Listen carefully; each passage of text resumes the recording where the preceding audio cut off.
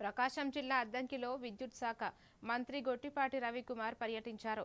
సంత మాగులూరు క్యాంపు కార్యాలయంలో సీఎం సహాయ నిధి చెక్కులు, ఎల్ఓసి పత్రాలను లబ్ధిదారులకు పంపిణీ చేశారు. అనంతరం మున్సిపల్ అధికారులతో సమావేశమైన మంత్రి 101 కోట్లతో అద్దంకి పట్టణానికి మంచినీటి పథకం ఏర్పాటు పనులను సమీక్షించారు.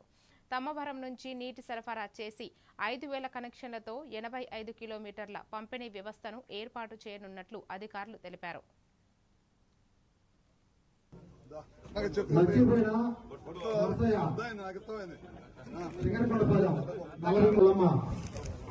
ప్రతిపాటి లంబపర్తి కాసింది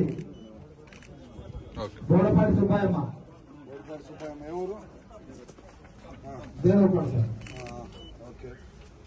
పాలపర్తి కాసింది అద్దంకి 46,000.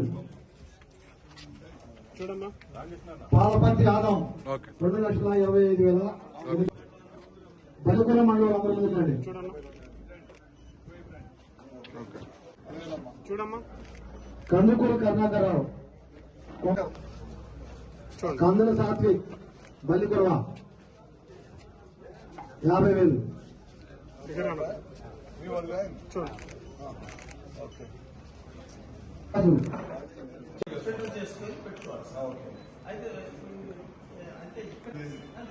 అంటే వాటర్ రెవెన్యూ వస్తుంది.